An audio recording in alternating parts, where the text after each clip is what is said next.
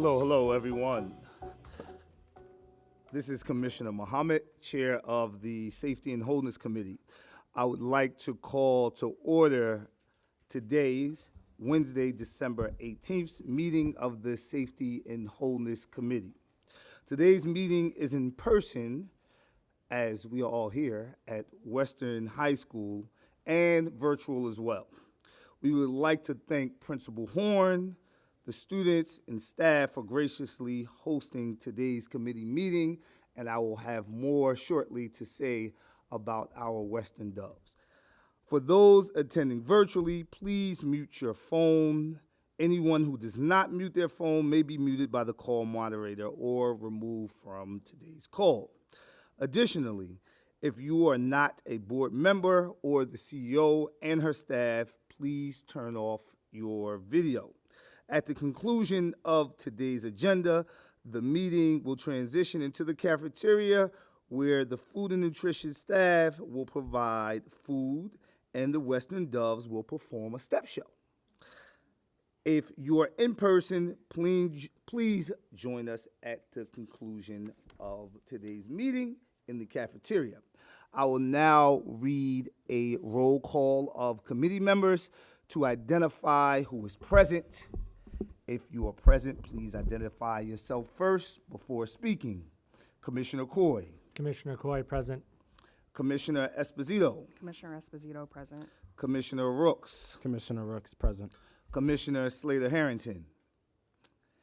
And I am present. Is there a motion to open today's meeting? So moved, Esposito. Esposito, thank you. Is there a second? Second, Rooks. Thank you, Commissioner Rooks. All in favor, Commissioner Coy, Yes. Commissioner Esposito, Yes.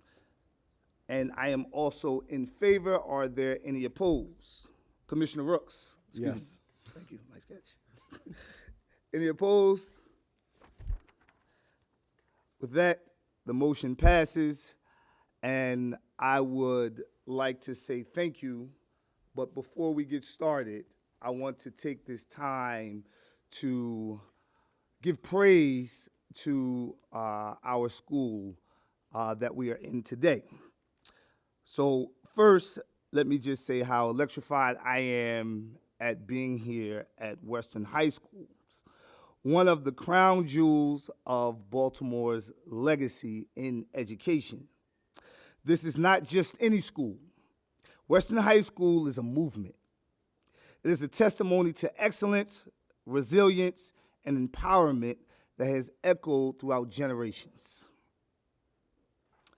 Let me ask you all something. How many schools in our country can boast that they have been shaping young women's lives for over 175 years? Not many, if any.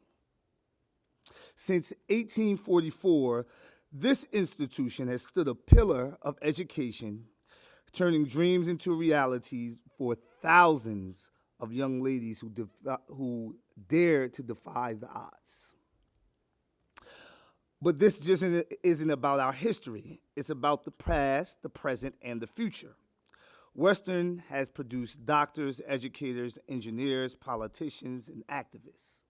The likes of Stephanie Rawlings Blake, one of our previous mayors, the likes of Marisha Brown, a retired art teacher who taught here at Western for over 17 years, and our own previous school board vice chair, Chantel Roberts.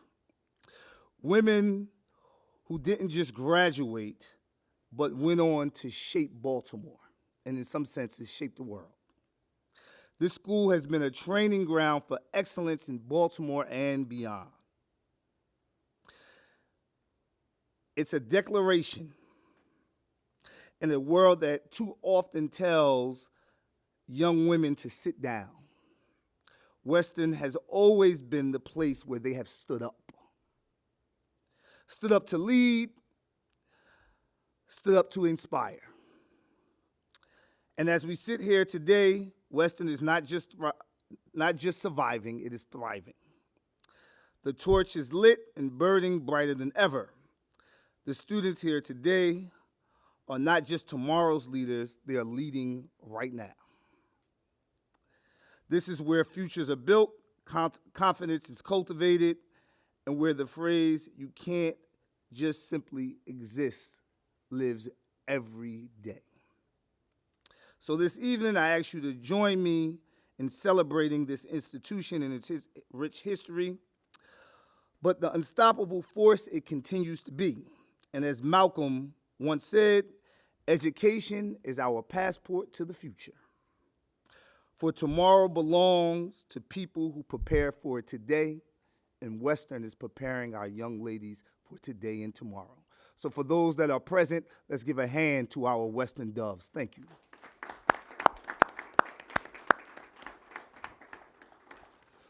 We are going to get started our meeting today with a compliance report. But I think what's really important as we listen and is the work around wholeness lives in everything that we do.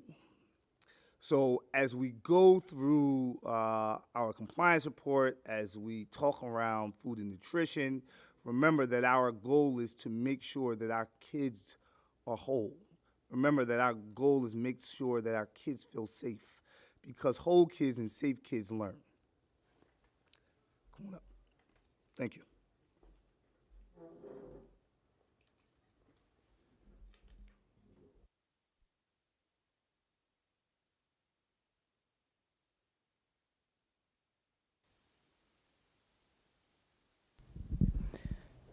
Good evening, Board Commissioners and guests.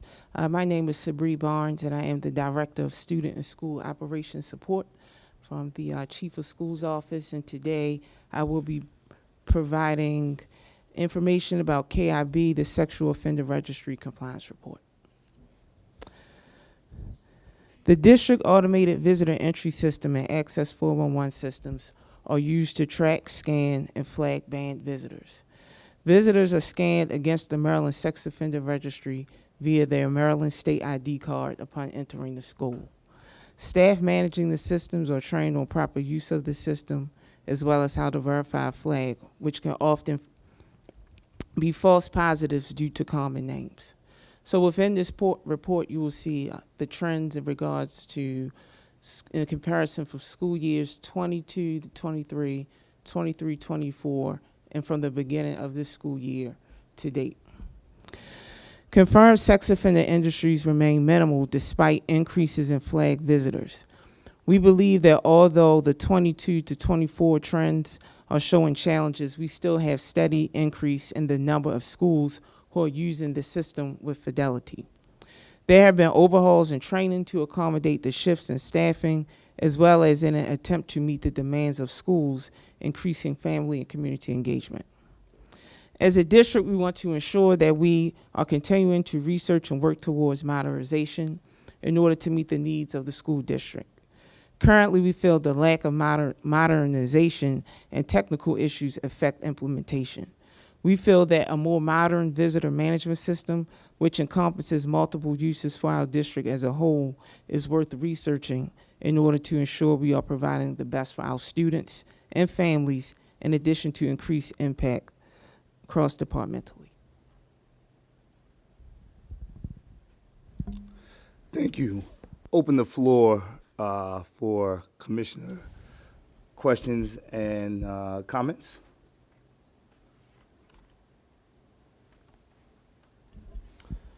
One question that I have, in looking at the visitor count in the table that you referenced, identifying, I guess, the projected gap, I heard in what you said something along the lines of not necessarily all schools have historically used this for all visitors. In other words, the visitor count through the scan system doesn't represent all visitors to the schools. I don't imagine there's another way to know how many visitors are coming in schools if they're not using this system. But is there a projection on what percent of fidelity is this used, right? Is this used 98% of the time or 50% of the time? I would say overall, if you look big picture at all of our schools, it's about 50, 60 for all of the time. And then you have some schools that are using it some of the time, and then we still have quite a few outliers. But what we've done is that we're continuing to offer trainings. We just hosted a training last month, and we're going to try to do this bi-monthly to encourage schools to use the system, making sure that people have the necessary skills to do so. We've also been working directly with the vendor just to ensure that we have equipment that is operable, and just having an expectation around in the event that the equipment is not operable, it needs to be fixed fairly swiftly. Thank you. Any other commissioners? Hearing none, I'll state that this is work that's really important, that we really want to hear those schools that aren't currently effectively using the system, a timeline in when we expect for them to have the system up, be trained, as y'all are doing a great job making sure that training is happening.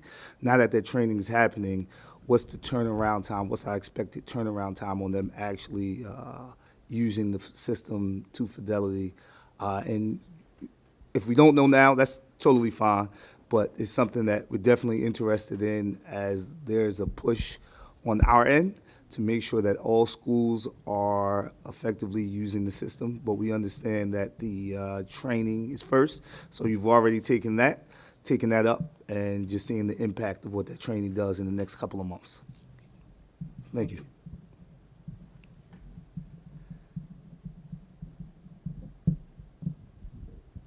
And with nothing else, thank you for your presentation. Thank you. Real easy today. Yes. Let's do it. All right, so we're actually gonna move on to our partner highlights. Thankfully, tonight we have two partners with us that have come to share the impact of their work in city schools. And we understand that the work around wholeness is one that's everyone's job. But a lot of that work is done by our partners, and our partners are in need of our awareness, first and foremost. And then there are some times when they're in need of our support, as they are supporting our children the same way we do in city schools. We want to hold them accountable, and we also want them to hold us accountable. So I want to invite No Boundaries to start off with our partners' highlights tonight. You come up, introduce yourself, as looks like we're getting everything up and going, so give us a minute.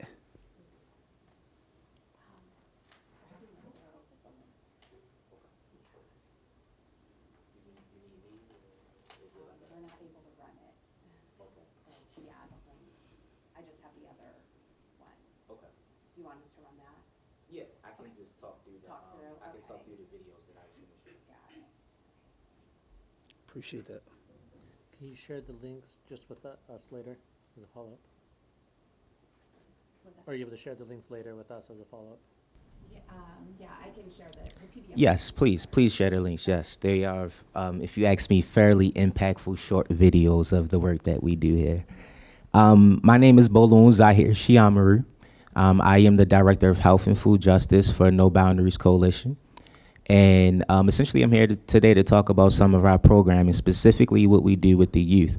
I do feel at home here. A lot of this is all lived experience for myself as a young man. Growing up in Baltimore City and also County. I went to Calvert Hall originally as a high school, but I finished at Dunbar High School. So back then, we used to actually play football here at Poly instead of at Dunbar High School. So this actually feels like a little bit of a home, second home myself. And little Malaya back here, she was a part of LTL when I was a board member back when she first started. So this is all a family event. So I'm gonna go ahead and get it started. So, well, as we get the PowerPoint up, essentially what you'll first see is our team at No Boundaries. And then you'll see my executive director, which is Miss Ashia Parker, who is a wonderful leader, not only for our organization, but within Central West Baltimore. And then you'll see a picture of me showing you my big smile. You can see my gap.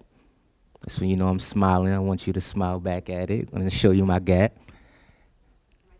Yep, that's Mrs. Shear. Then you can go to me.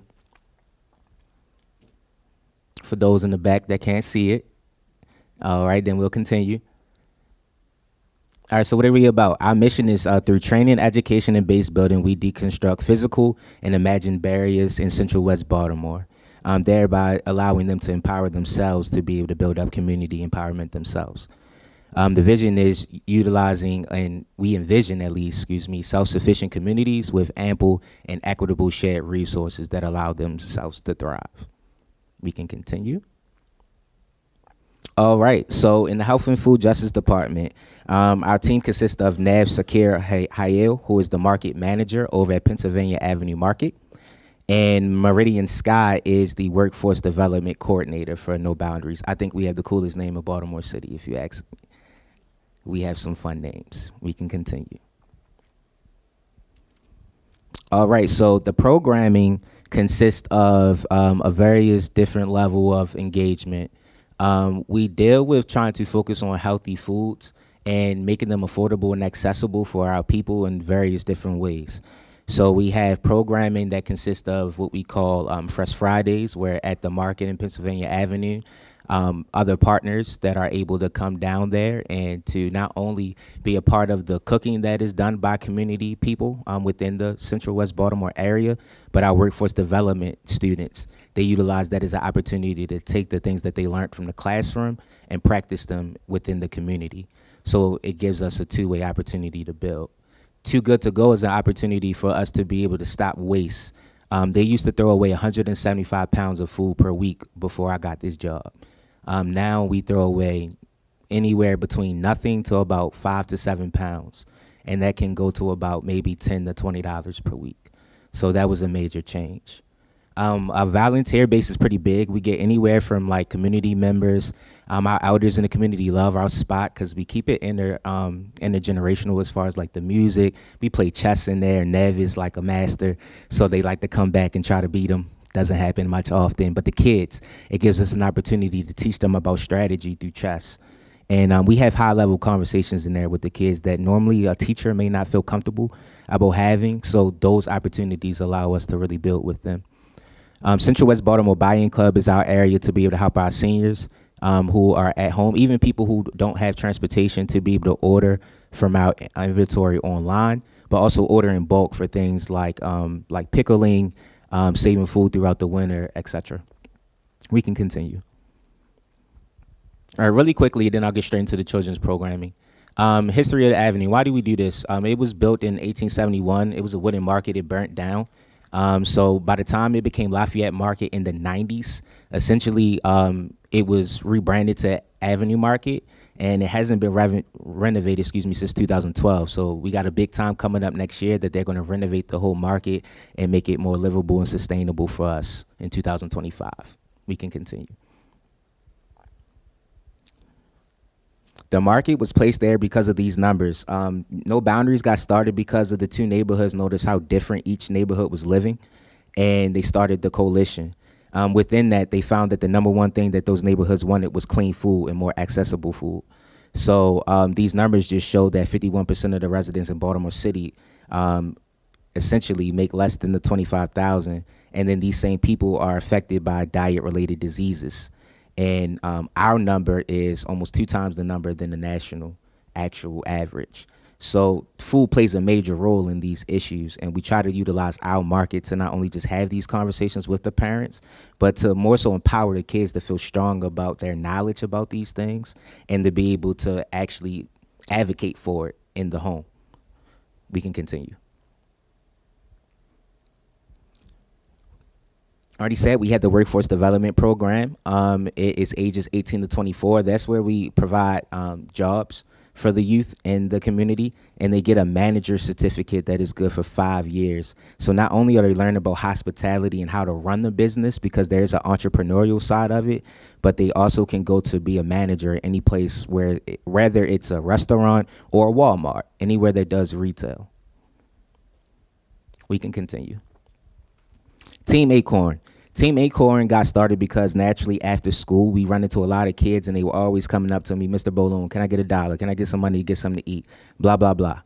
Normally what happens is I watch the young men specifically have to decide between me and the dudes on the corner to ask that money for.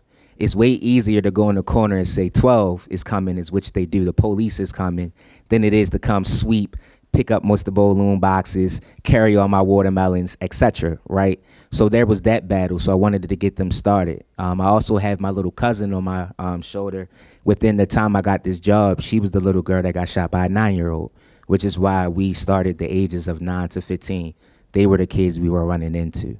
So the goal with this program was to empower youth between that ages to make healthy food choices and promote them in their communities, while also increasing the accessibility to the fresh, healthy, affordable food that they were seeing online, because often kids say they want dragon fruit. They're seeing stuff on TikTok that their parents don't have access to.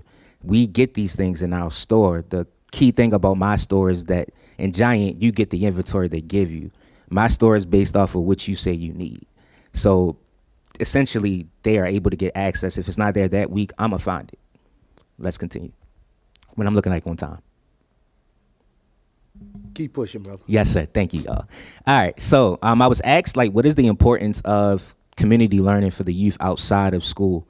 On multiple occasions, a lot of our kids go to Booker T. I've had multiple teachers that either have come down just to go to the store by mistake, or they've heard that these kids are, like, excited about the work that they're doing in the market.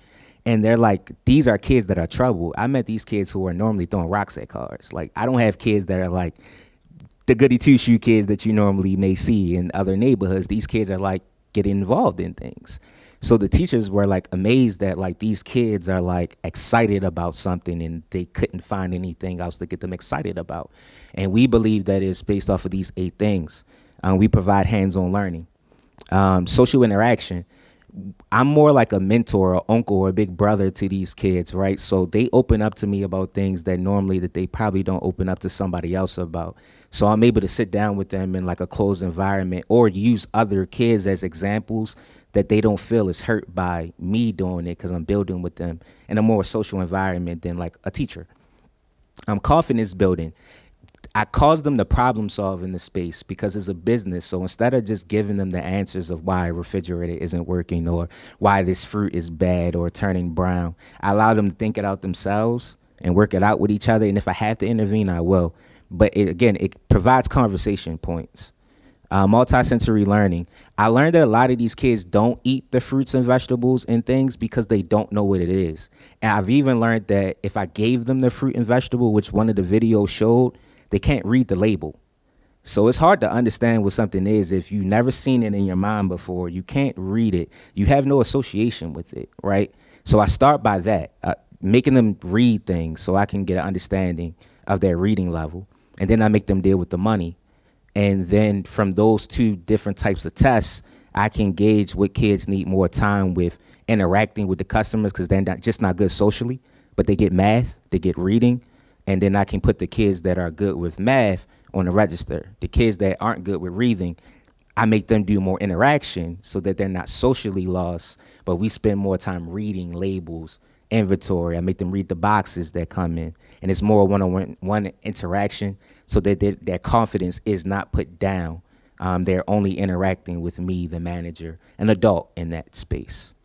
The entrepreneurial skills is pretty simple, because I make sure that they understand that they're not working for me. They're meant to be in that spot to give me creative input.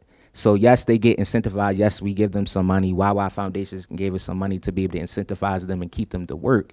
But more importantly, when they're there, I want them to be there working as if it's their business. I want them to walk around with that pride, that confidence, that ability and swagger. And you'll see, well, again, we don't have the video, but you can see the change of some of the kids in the videos that they were just hanging around at first. And then the young men and the young girls, like, once they got the hang of it, they go and walking the people through the store. They're walking you to the things that they cut. They take pride in selling it because they cut it. They learned about it. They understood the sweetness versus savory. We teach them all these things. So the more they get confident speaking it, the better they are with dealing with their community. Mind you, they're dealing with people that sometimes don't look like them. and also look like them.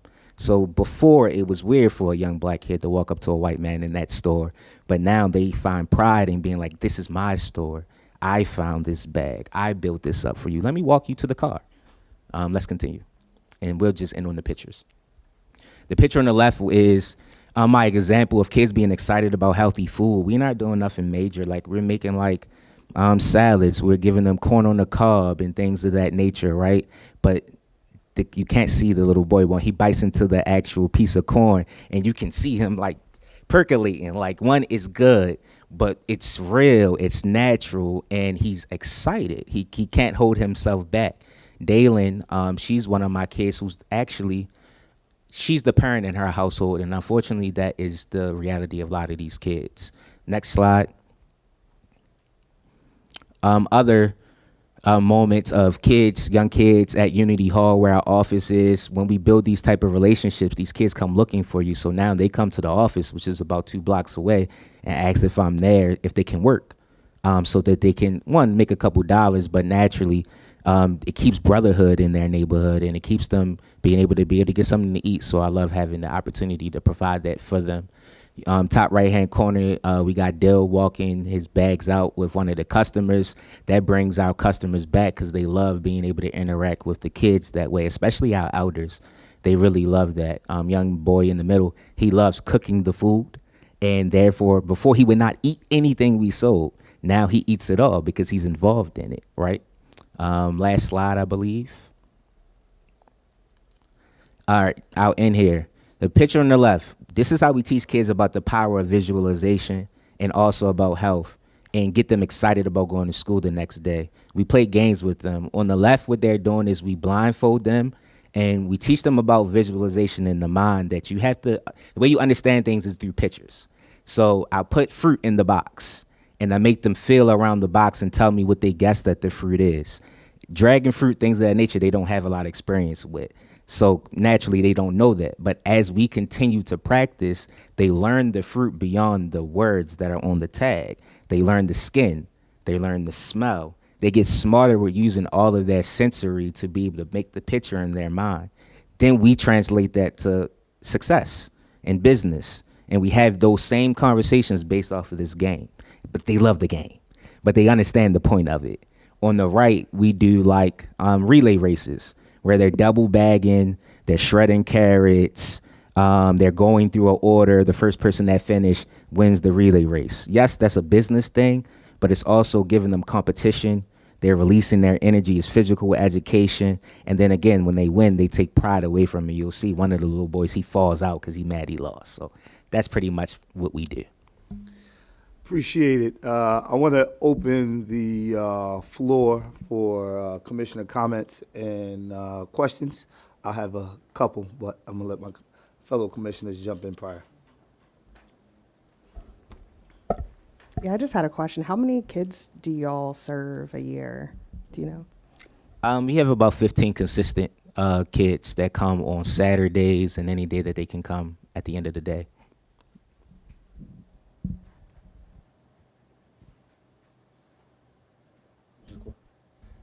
One of the things I just love about the work that you're doing is it really contextualizes the learning, right? I often remember as a classroom teacher feeling, I don't know, it felt to me too often that school's the equivalent of eating bread by eating a cup of flour, having a drink of water, a teaspoon of salt, and of yeast, which are like all the ingredients of bread, but is the most disgusting way you could eat it, right?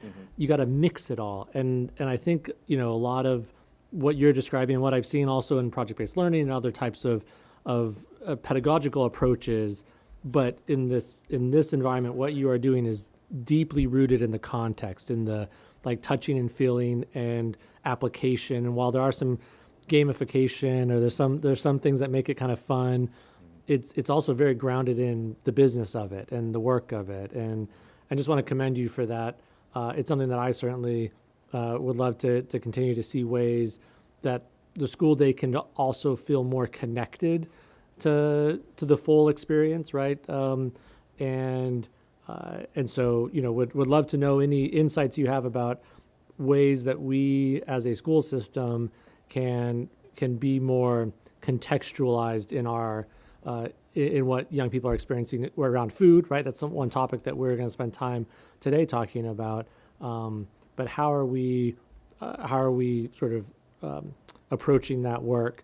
And also, as a parent of two kids that have some sensory around food, I know that like what you're doing around just normalizing and having that matters a lot, because there's a lot of times, you know, at least in my household, depending on the texture of the food, is more of a determinant of whether they'll eat it or not, and that can be tough, you know, if you just don't have as much exposure or comfort being introduced to it that way.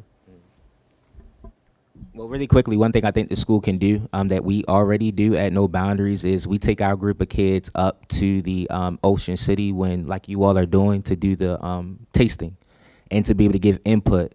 And that makes them feel empowered that they're actually having a say on what they're doing in the cafeteria. So naturally, those kids don't miss school, right? Because when I went to Dunbar, kids went to the cafeteria normally because it was their only meal or to socialize.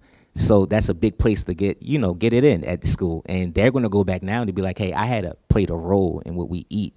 And they take pride in those things. So those kids ain't missing that period. They're not missing school because they're socially making change. So allowing them to do more things like this, taste testing, and really service learning hours is big for the kids that I have. Thank you. I just want to piggyback off of Commissioner Coy. I really do appreciate what you're doing with our youth right now. Because most of the time I just see youth on the corners, not in school, doing whatever, but I see that you're trying to improve that, and I see that you're trying to actually get involved with our youth and try to make better of themselves, so you're creating a future for them. That's one main thing that I'm actually excited and grateful that you're doing. I did get your email, and I want to try to come out to your store if my time allows it, but I'll make time for that. But absolutely, though, I thank you, because that plays a big part in our youth community today, and mostly our young Black boys, that they don't really know what they're actually doing. And when they go to you, like for one of your examples where they either choose someone on the corner or they come to you, they actually come to you. So I feel as though that you make them more comfortable around how they can just come to you with anything. Like if they can't do it at home, they can always come to you. So I actually really do appreciate that. Thank you. So for the sake of time, I'll leave it in a comment. The work that you're doing, and this is important for us as a district, because the work that you're doing signifies that the work around community schools is working. That those roots that we hope to be able to connect the work that we're doing in schools, particularly in this case around food and nutrition, that we should be looking for organizations and working with organizations both in school that have relationships with our kids, because the work has to start within schools. That when we are doing the work in schools and we give those same organizations the opportunity to work with our kids outside of the school during after school time, we know that one, it's reducing the opportunity for them to get involved in something that isn't so productive. But learning cannot stop at the front door, back door, and side door of our schools. Learning has to continue. So the work that you're doing around teaching, and particularly using food and nutrition to be able to do that, is commendable. I understand wholeheartedly why No Boundaries was suggested for today's meeting, because it aligns very well with the work that we are doing, and we hope to continue to do at a high level with regards to food and nutrition. So I want to thank you and would ask that, we have your information. We're going to make it available to our fellow commissioners and be able to highlight the work that you're doing, but particularly come out and play a visit and find out ways, and this is for us, find out ways that we can find these programs, no matter how big or how small, that are working directly in communities with our kids who need it the most. Find out how we can support in scaling their work, because this is the role of community schools. So thank you much. Thank you all. Appreciate you. I want to, our next partner for this evening, I want to bring up one more partner before we get to food and nutrition. I'm excited to bring out this partner because, at least for me, there aren't many things that young people are doing day to day that I want to sign up for and be a part of when it comes to programming. I think that we have excellent programming, but with regards to learning to live movement, I think that they have a treat here for you, and some of you guys are going to want to sign up and take advantage of the opportunities that they have and that they offer to our kids. So you can come on up, and I know we have someone joining us virtually as well. You can each introduce yourselves and go ahead and get started, and trust there'll be a lot of questions at the end of this. Hi, everyone. My name is Aaliyah Phelps. I am a former student of Learning to Live movement, as well as the current executive assistant. And in the opening picture, that is me to the far right, actually on my first trip with LTL back in 2018. So, with that being said, here at LTL, we strive to give students, inner city, children, more of a chance to travel. So I'm going to go to the next slide.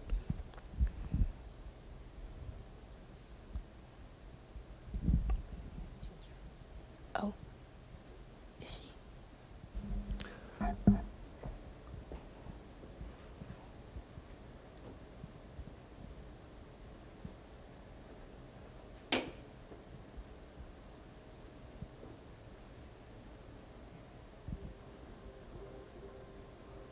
Miss Bianca, you can come on again and see if we can hear you.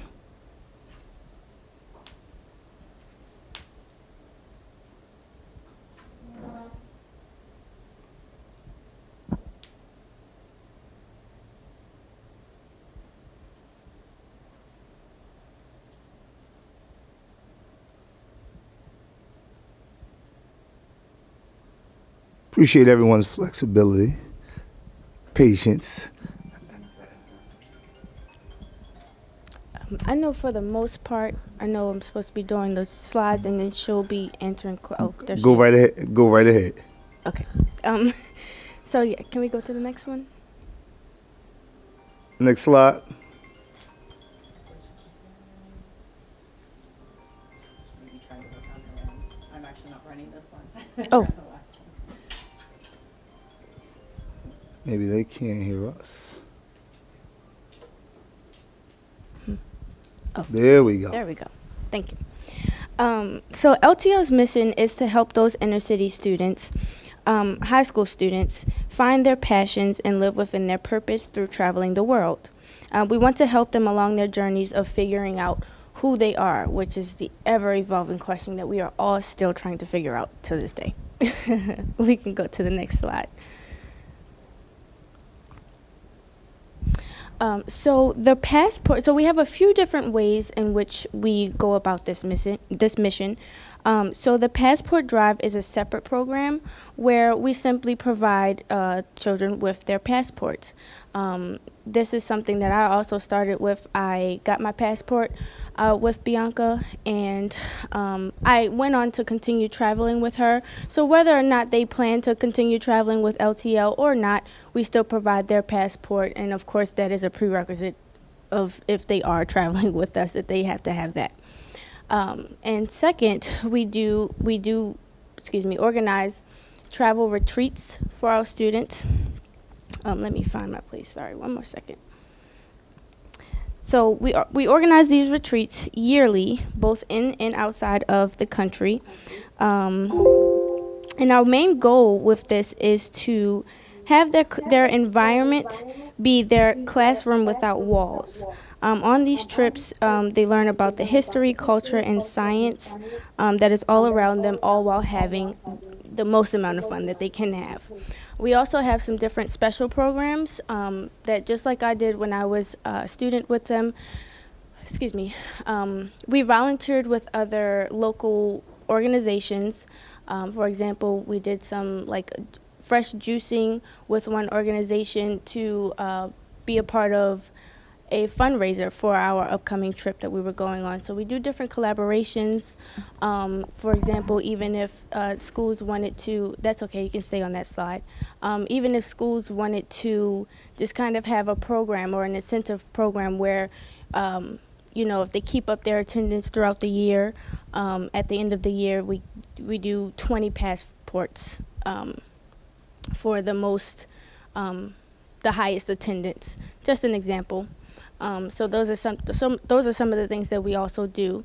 So as we move on, I'm going to talk a little bit about my experience with LTL. So as I said, I met Bianca and started with LTL in 2018, and I was 16 in the 10th grade. And I forgot to mention in the beginning, I am a recent 2020 graduate of Baltimore City College. So very recent. Thank you.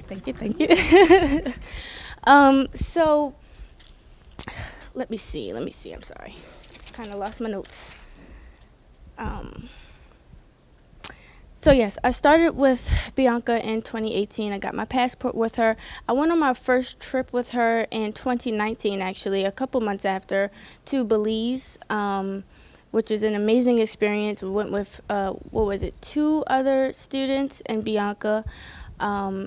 It was a life-changing experience. Leading up to that experience, like I said, we did some fundraising opportunities, just had the opportunity to meet people that I didn't know before, to have experiences that I never thought that I would have, like, for example, meeting this lovely guy here.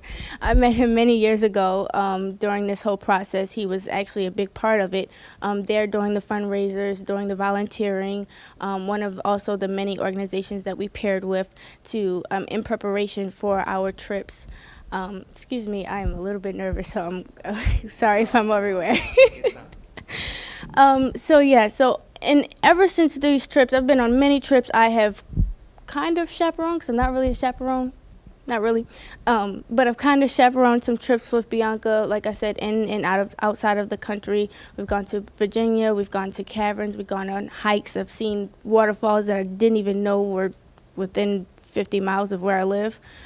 So there have just been lots of experiences where I was able to kind of just get away from home and not deal with what was going on, because like I said, I was an inner city child. I was growing up and dealing with the many mind-boggling things that teenagers deal with as they go to school, as they navigate life, as they try to figure out, okay, what's next? What am I doing? So in that process, I was motivated, but there were times, of course, where I was like, I don't feel like doing the work. I don't want to go to school. I'm tired. I don't, But in this experience, I have had so many opportunities to kind of turn that around and be motivated and meet different people who were able to kind of step in and provide all around support for me and students like me. One of the things that I can say and we can go to the next slide as well as I continue to talk. one of the things that I experienced when traveling was, with leaving home and coming back, I kind of felt like, I'm back in Baltimore. I'm back where I always am. And living in the city, from personal experience, it can feel like a cycle that you're not sure of, like, am I going to get stuck in it? Because honestly, being here and living here and knowing people who live here and have all of their lives, you see people who get stuck in a cycle of riding through the same streets, going to the same grocery stores, living in the same house. It can feel like a never-ending cycle. But getting outside of those boundaries, going outside of Baltimore, outside of Maryland, even outside of the country, and coming back, you have a completely different outlook on even your schoolwork. Being able to go and sit in your classroom and be asked a question and think about it differently, because you just had all these experiences. You were on a beach, you were reading text, you were writing in your journal, you were taught to sit and think and be there for yourself and be around the people who are there and be genuine in it. So coming back and being able to use that experience and tell your friends, hey, I experienced this. Maybe you should look into it. Do you have your passport? It spreads that there's a clear motivation to come back and say, I want to do that again. Even if it's not, their end all be all of what they want to do in life. I want to be a traveler. It still shows that, travel is a big part of life. Seeing more, experiencing more, knowing that, hey, this can be me. I can work towards the things that I probably never thought that I could, because sometimes you don't see it. So those were major points. And like I said, as this slide shows, just having that all-around support, you meet so many people just within this organization. I've met Bianca, I've met a lot of her family, I've met so many different organizations and been a part of so many different things that I didn't even know was going on around the city. So being exposed to things and people that are there to help, are there to support, are there to provide, and just like our other presenter said, being able to have people that you can go to that, if you don't have people at home, or even if you do and you don't feel comfortable, if you don't feel comfortable going to your teachers, having people that will support you, that that if I come to you and I say, hey, this is my dream, this is what I want to do, this is what I want to work on, and they'll help you. Even if they're not sure how to do it within their means, they'll get it done. Since my years of being an actual student with LTL, I have had various different jobs. I've worked as a bar back at a wine bar, which was, I never thought I would do it. I was like, what? I am now an executive assistant and growing my skills as a social media marketer. And so much more. Sorry if I am No, you're doing skipping around. You're doing but great. Yes, we have Bianca, our founder, on the call, and that is also her contact information on the screen as well. Bianca, there we go. We can hear you, sis. Feel free, go ahead and introduce yourself, and we'll have some questions for you guys. I can hear you very little. Can you get closer to the mic just a little bit? Sure. Go ahead and introduce yourself to us, and we'll start with some questions from the commissioners for you. Perfect. Hello, good people. I am Bianca Nelson, founder of Learning to Live. As Aaliyah mentioned, she was one of my very first students years ago. I founded Learning to Live in 2015. I'm originally from Baltimore, born and raised. I moved to California when I was 19, drove my car across country, lived in California for about 7 years, and while I was living in California, that's when my travel journey started. I went to Australia and I did 30 days in Australia by myself, a trip that almost all my peers and my family at home in Baltimore thought I was insane. But I did it, and it changed me in so many different ways. And living in California changed me in so many different ways. Coming from Baltimore, as Aaliyah mentioned, just being in that everyday cycle, seeing the same things, doing the same things, I was unmotivated. But traveling the world gave me a different type of motivation and a different mindset. And I knew that if it did it for me, it could do it for our students. So that was my way of coming back to my city and making my city a better place by allowing kids who can afford to travel to have the opportunity to travel and just gain different experiences that can help shape them and give them more motivation to just want to be better, because they know that life can be better, life can be different. It's all up to you. You can create the life that you want, but you do have to put in the work. So as she mentioned, we have two programs, our PASSO program and the travel program. The PASSO program, a lot of organizations that we currently work with use that as a reward system to help their students who might feel unmotivated to just, get them going, keep them on the right track, as well as our enrichment retreats. Sometimes we have students that are dealing with mental health issues and a long line of other issues that they may be dealing with at home or just in their communities, and they need that release. They need that time away to dig deeper under the surface with themselves and just, experience something new, have some fun, meet some new people, understand that they have a friend in another country just waiting to meet them. So this program, we have been working with Baltimore City Schools over the last 2 years, and we're just looking for the support to keep it going and just do more. Now our need is growing. We have a lot more students interested in the program. We have a lot more teachers and educators and community leaders that are interested in the program to help their students get motivated and learn something different outside of their comfort zone. So we're just looking for that support to keep this thing going.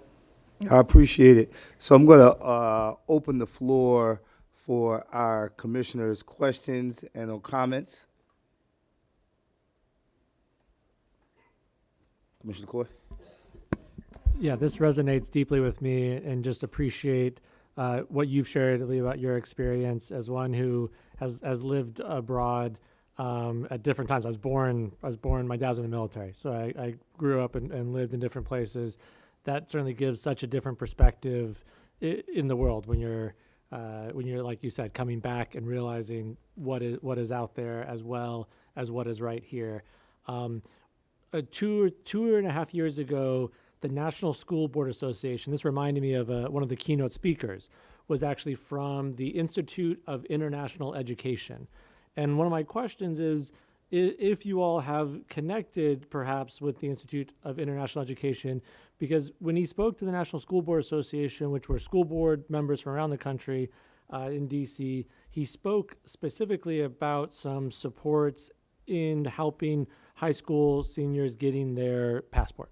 And so I wonder if there's a natural connection here and having, whether it's funding or other types of supports from the Institute, IIE,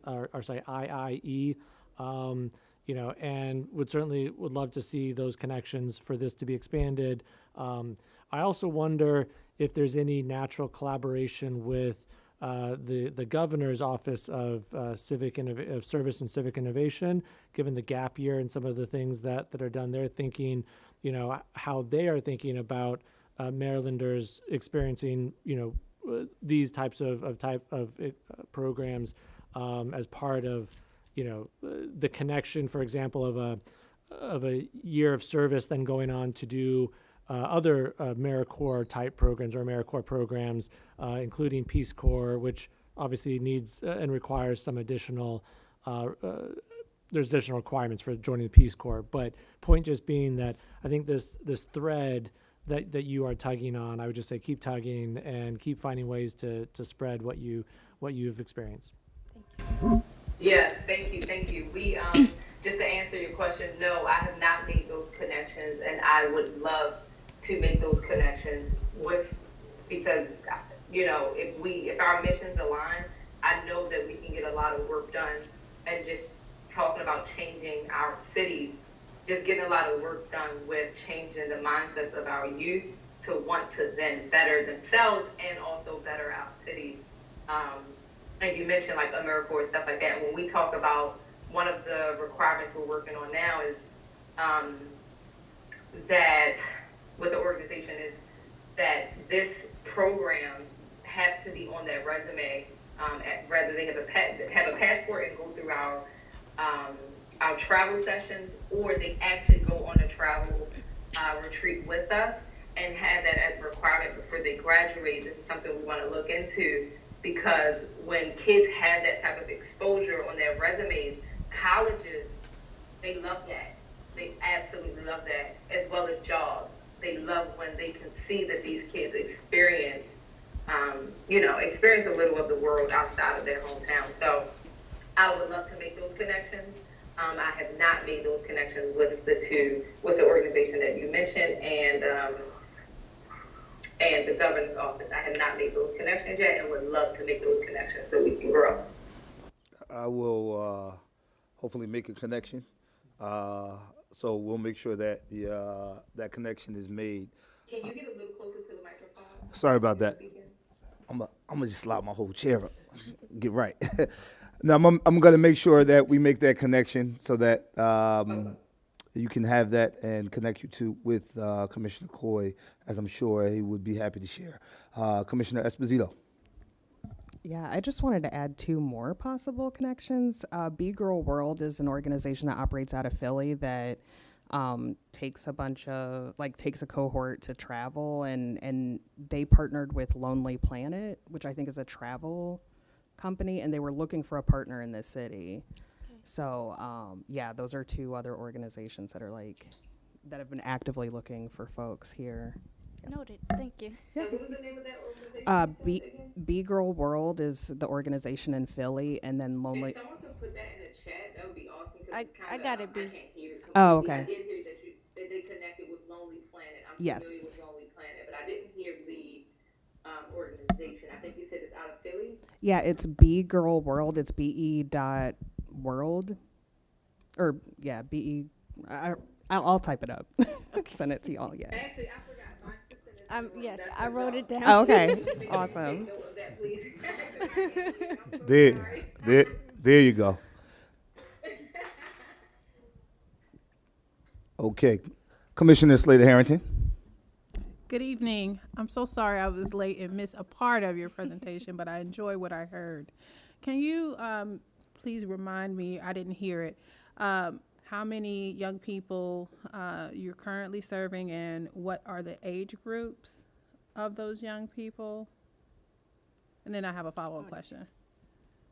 Yeah, so we primarily work with high school students, and I wanted to make a note about that. So ages 13 to 18, but we opened up applications to younger students when they are coming through our partner organization. So that's a conversation for another day, but just to keep that in mind, we do partner with other organizations that want to utilize our services, and we don't cut them off just because they're not in high school. But about 90% of our students are high school, 13 to 18. So that's the ages. And then you said how many do we serve? Annually, anywhere from 25 to now we're moving up to 70. So anywhere from 25 to 70 students per year. And that's a combination of our passport program and the actual enrichment retreat. That's amazing. Okay. And at any point, have you maybe... if you're talking, it's kind of low, so I can't hear you. Hello? Okay, can you hear me now? I'm close. She can't hear me. I can hear something, but it's kind of not good. Okay, any further, and I'm going to be eating the mic. Quick question. Is there alignment with like the social studies curriculum for high school? And I'm just wondering about, for those students who are participating, since it is growing larger, is there ability for them to earn school credit or even service hours if you all are doing service as well. And my daughter's here. She's 15. She's available. Yeah, so I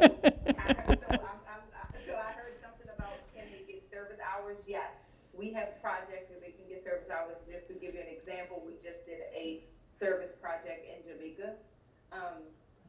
So yes to that question. I heard something about, I think your daughter's 15. Is that what you said? She's available. Your But daughter's 15 is no, yes. I was also asking about alignment with social studies curriculum, just to see from a teaching and learning standpoint how we can, make sure our students are having the most robust educational experience possible and then potentially earning credit for these learning journeys that they're going on with you. Yes, let's talk about that. I wrote a note, and Aaliyah, make sure you're writing this note and get her contact information so we can connect, because I heard that it's, from what I'm hearing, it sounds like your main thing is you want to see how your students can get credit for something like this, correct? Yes, but I would flag it for one of the staffers here. I don't think you want to talk to me about it. I just want to make sure it's happening. If I could butt in, I was actually, from your question, I was actually going to say something that I thought about while the other presenter was presenting, was having some kind of program where maybe like an elective program, maybe if it wasn't an actual credit, I don't know, however it would work, but having something where they could, because in my experience with LTL, I was taught how to book a trip. I was taught how to plan it. I was taught how to go about it as if I wanted to do it on my own, which is really, It's an important really life skill. important, yes. And it makes you look at it differently, because again, you look at it like, oh, if I can do that. If I want to go here, I can do it, and I can set it up, and I can pay, and I can do it all, and I can just go because I know how to do it.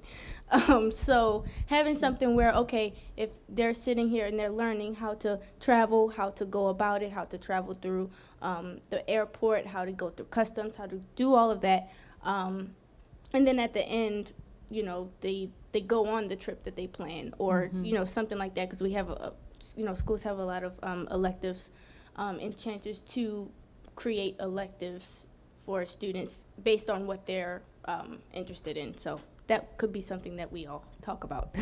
Amazing. Yeah, good point. And Aaliyah brought up a good point too. Is speaking of them learning how to actually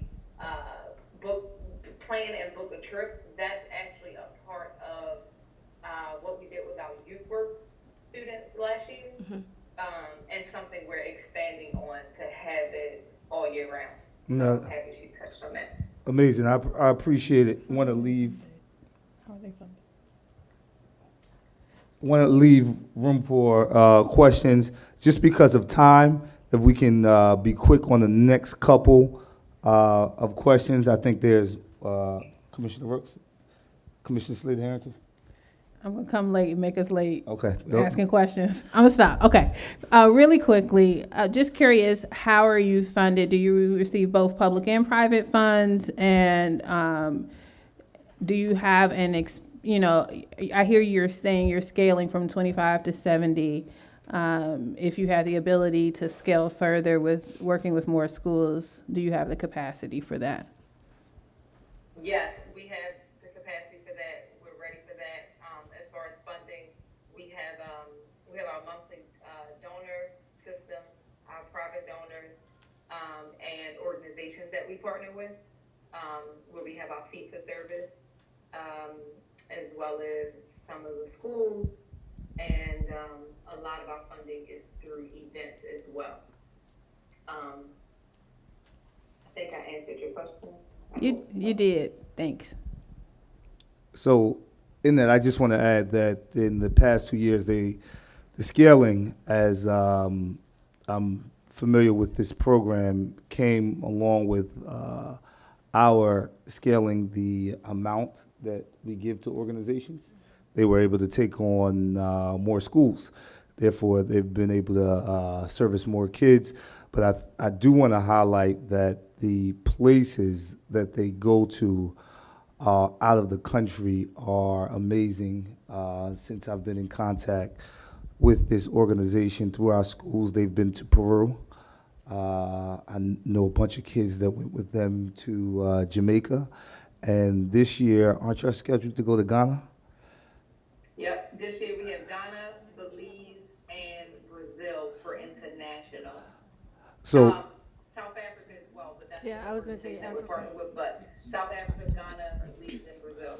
so I highlight that to say that there are experiences that Baltimore City students are having that are at a very high level that many of us, including myself, did not have the opportunity and may still not have the opportunity to experience.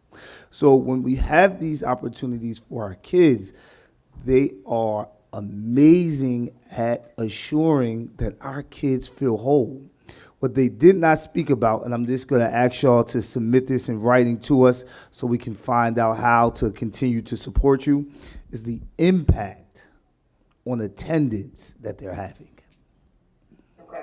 The level of impact around taking our students who are chronically absent, having them participate in a program that gives them the experience that many other kids don't have the opportunity to have, and then have a 90+ attendance rate after being referred to them for being chronically absent is amazing. And I'm going to ask that y'all send us something around just the impact of the work that you're doing on attendance, particularly those who are chronically absent, because this is something that's important for us to hear. Our priority is that kids come to school because kids who are in our buildings learn. But we have to assure that our kids come to school and our kids are safe. And you guys are supporting us through that.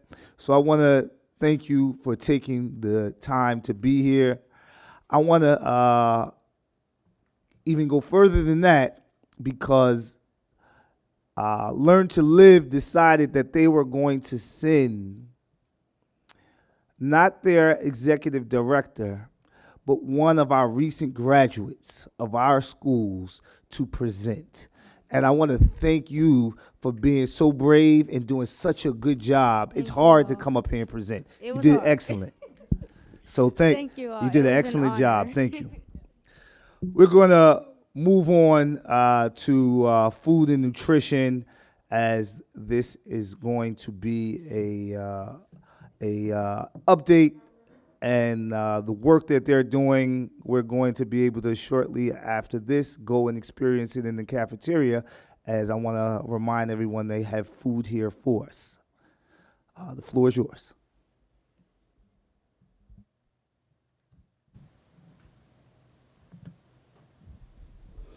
Good evening, Commissioners. My name is Elizabeth Marquetta. I'm the Executive Director of Food and Nutrition Services, and I'm aware that I'm standing between you and food, so I will try to go quickly, but not too quickly, because a lot of this is important.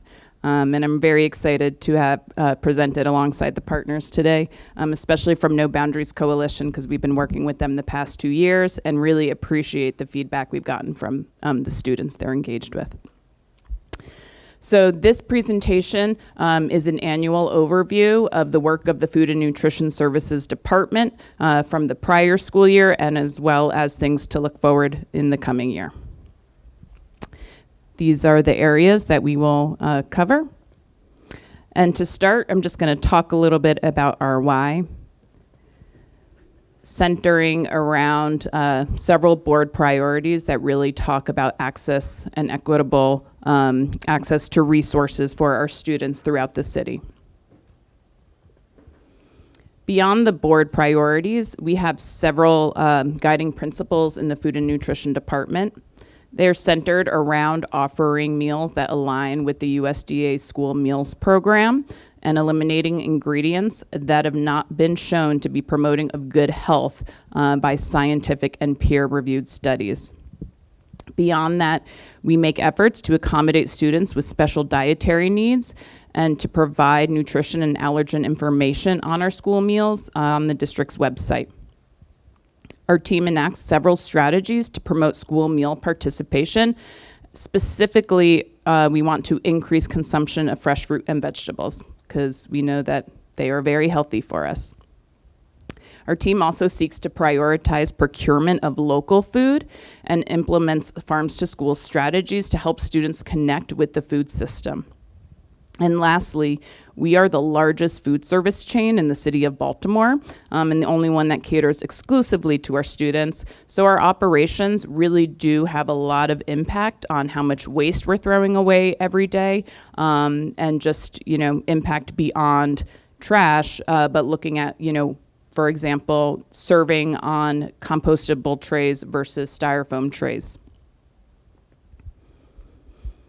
We are very proud to offer multiple meal programs to our students. We serve free breakfast and lunch at all of our schools in the district, and they are free to all students. At any school that has an eligible after-school program, we can offer after-school snack and supper. There is a fresh fruit and vegetable program in over 90 of our schools that provides fresh produce to elementary schools in settings outside of the cafeteria. So it could be in the classroom, it could be in the nurse's office, it could be in the main office, but they have to be available to all students. And then during the summer months, while some people might be on vacation, staff at over 110 of our sites are busy offering summer meals. We do breakfast and lunch during the summer too. And then, although we do not operate the food pantry program, I think it's just important to recognize that Maryland Food Bank has a very robust program in partnership with city schools, managed in our Office of Community Engagement and Communications, and they really provide another important wraparound service to families with food that can be taken home. So I want to talk a little bit about the meals that we're offering.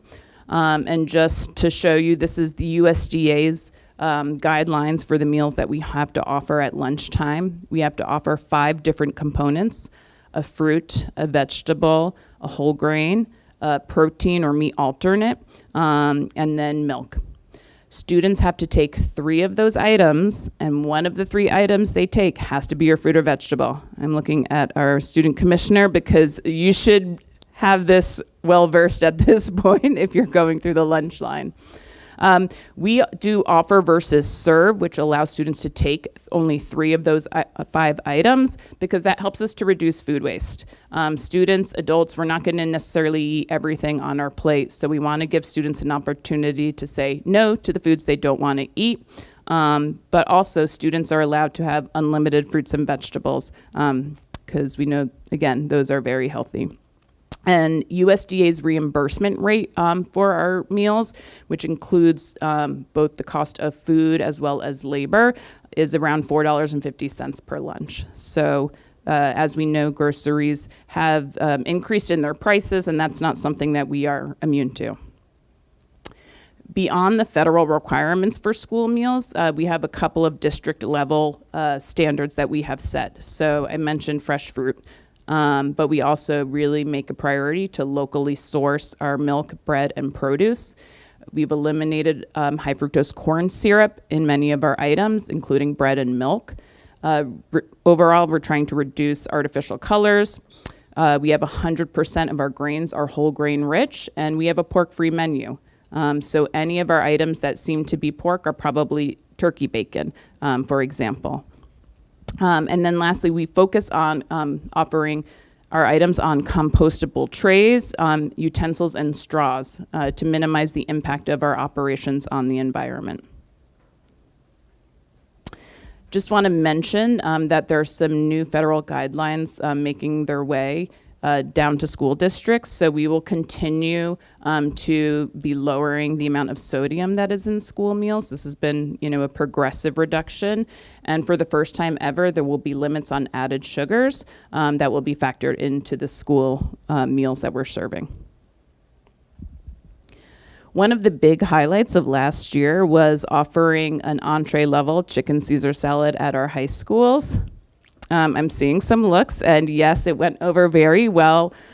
So well, in fact, that we saw on Thursdays, the day that they were being served, 10,000 more lunches being in our high schools, which really is just a testament to the amount of work our staff was doing. It was a little bit difficult to keep up with it, to be honest. So we had to train and retrain and figure out more efficient ways of getting it done, because, you know, it was very successful beyond our biggest dreams, and we want to be able to meet the demand for that at the high school level. So this just shows, you know, how our team goes about bringing it to the lunch line, and we're excited to continue offering it this school year. Fueled by the success of the chicken Caesar salad, we saw a lot of increases in our high school participation. So out of the largest lunch increases here, you can see that at Mervo High School, for example, lunch participation increased 40% from the 22-23 school year to the 23-24 school year. And that's a picture of Miss Roberson at Mervo High School, who really did what needed to be done to make sure that production got out there, even if we didn't necessarily have the staff to support the large increase in meals that had to be produced. So it's a real just testament to our staff learning how to, you know, succeed and grow based on student demand. Any item that we serve that has more than one ingredient has to have a standardized recipe. This is to make sure that we're offering meals that are consistent with USDA guidelines.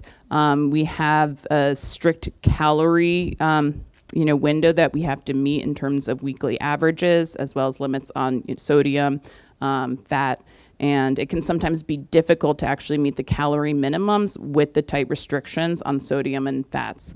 So our menu planning team really does a great job. And when USDA comes out to review our schools, they will actually look at the production records of what was served to make sure that kids are meeting or are receiving meals within USDA requirements. This school year, we're excited to offer you some of these items down the hall in the cafeteria. We have some beef taco crisp ups, our Greek beef gyro, and a chicken queso dip that you will be able to try right after this presentation. And then this winter, in several of our high schools, we will be sampling a bunch of new menu items to see if we can get them on the menu in the coming year. So this is a listing of all of them, but I'm not going to read them through one by one. But all that to say is our menu planning team really does an excellent job of trying to see what products are available, but then really testing them out there in our school cafeterias to see. It might taste really nice when we try it at a food show, but what does it taste like when we're producing it in several kitchens? In the amount of time that we have to prepare and serve our lunch meals, because it is really a lot, especially when you're at a school like Poly Western, where you're serving over 1,500 lunches every single school day. Our accountability is extremely important to us. So we are reimbursed for every meal that we are served, assuming that meal meets certain criteria set by USDA. That's not just limited to the nutrition requirements. We've actually come a long way in the past 10 years in terms of offering free meals to our students. So this coming June will be the 10-year anniversary of offering free lunch without having to accept lunch applications. And that is just a huge achievement and something that we really hope to continue. It is so important that all students have access to free meals, not just set based on income guidelines. Even if you've just forgotten your lunch at home, it's just like textbooks or laptops. Students should have access to what they need to succeed in school every day. Also in 2018, we started offering free snack and supper, and we have one of the largest after-school meal programs in this state. Our team has a lot of reviews and inspections that they're subject to. So annually, because we hold licenses with the city's health department, we should have 2 food safety inspections where they come out, check the kitchens, make sure they're clean, make sure our staff are cooking food to the proper temperatures, no missing ceiling tiles, no pests around. So this is very, very serious, and we receive copies of those every time the local health department comes out. Also, we have USDA and state officials that will come out and look to make sure that our meals that are offered are within the nutritional requirements, that our staff are using, for example, the right size scoop for the peanut butter so that we're getting the correct amount of peanut butter out there, but not too much so that there's too much saturated fat. And that is something that they do and hold us accountable for. Last year, we had a review of our after-school meals program. So they went to, I believe it was over 15 schools to see how it was running, make sure it was accountable and compliant. For example, students have to eat their after-school snacks on site. So if students took the meal and left it, that was a finding by the State Department. We also had our triennial assessment, which required every single school in the state of Maryland to complete an evaluation of the local wellness policy at the school level. And this year, actually starting in January, we will be under a state procurement review, and state reviewers will come out. They'll actually go into the food storerooms to make sure that every item there was purchased and produced in the US of A.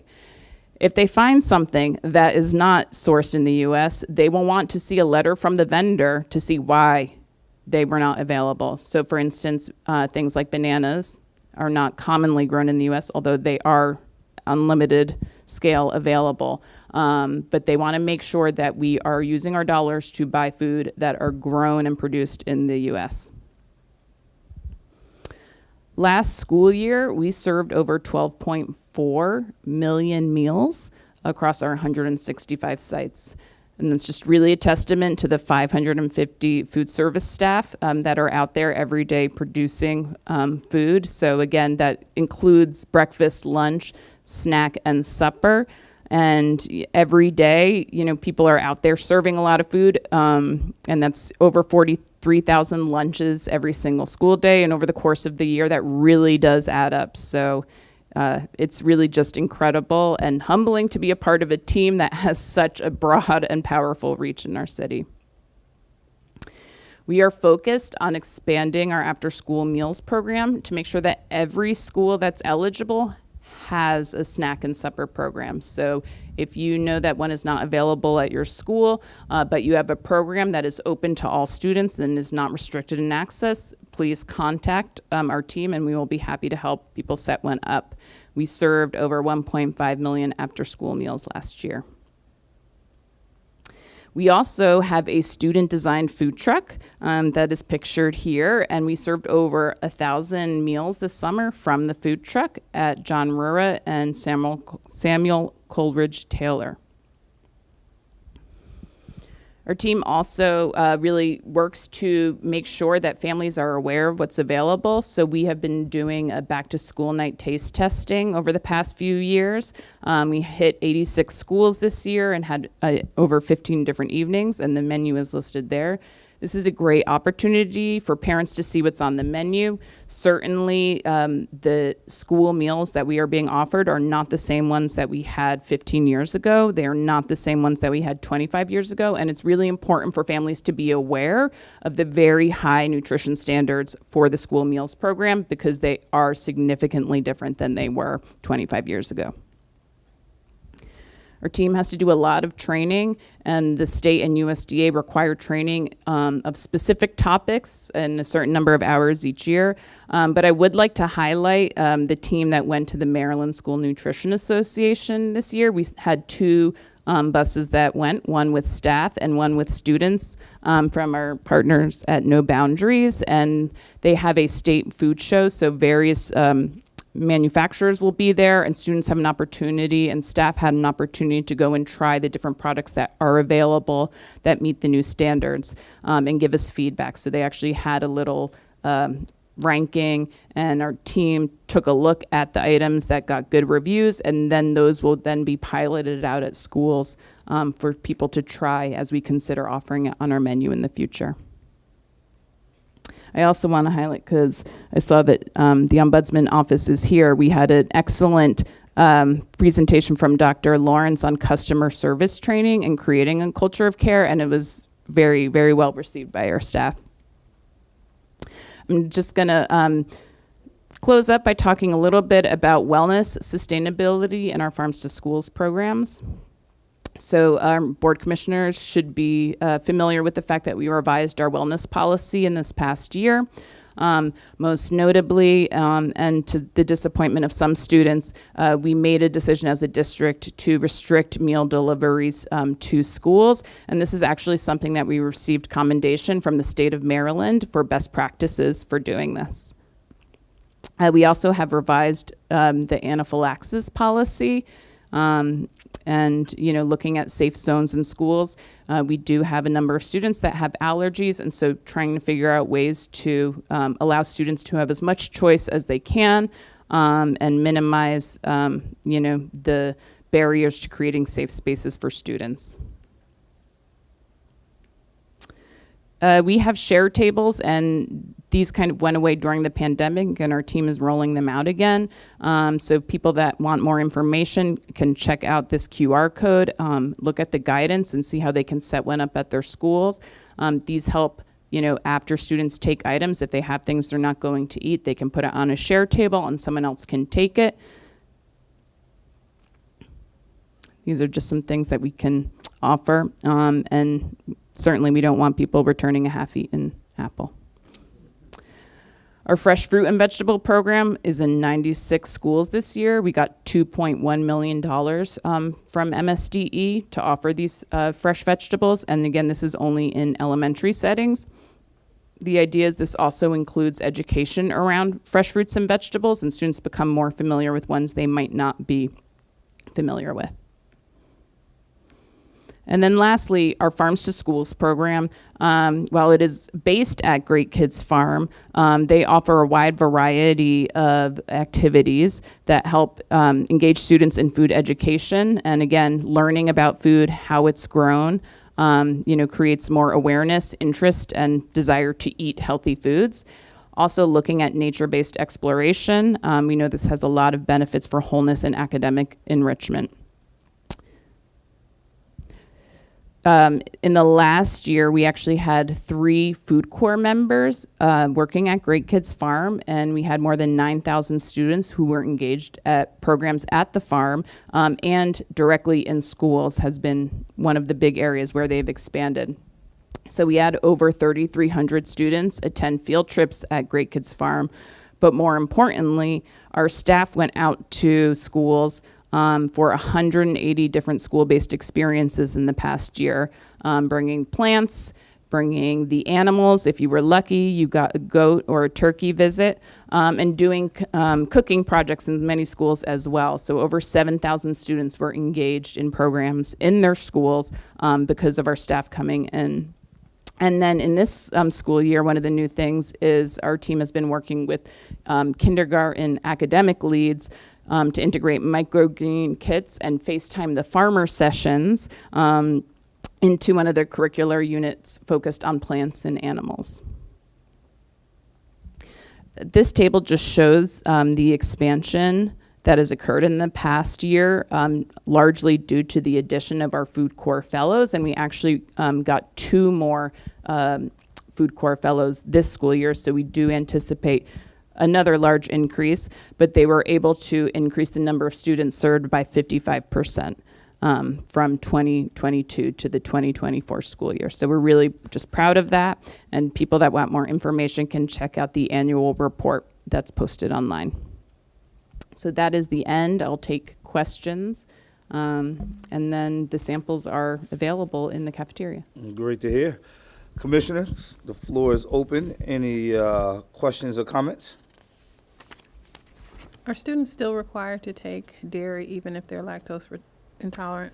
No, great question. So milk is not one of the required components of the school meals, but it is the most common, I would say, misconception is that milk is one of the required things. So out of the 5 items that we offer, students have to take 3. One of those 3 has to be a fruit or vegetable. There is no requirement for students to take milk. However, if students would like access to lactate, we do have that available for students that want that. And water should be available wherever meals are served for students to have another drink option. Thank you. Any other commissioners? Hearing none, there is a one question around waste. If we can, for time's sake, receive this in writing, has there been a reduction of waste? Because it seems like with regards to the training that we're doing things better, we have more options, and we're creating processes that would reduce waste. So in that, do we have any insight in the amount of waste that we've been able to reduce creating and implementing these new processes and these trainings? So you don't have to respond now, but if we can receive some information around that, because that's really important. We're serving so much food that along with that, we have to be intentional on reducing the amount of waste. And you spoke towards it, but really having numbers to understand how much and where would be helpful. But thank you so much. As we are going to start to close out, we want to welcome our public comments. I knew we do have one public comment at least tonight. I want to bring Mr. Jamal Turner up for public comment.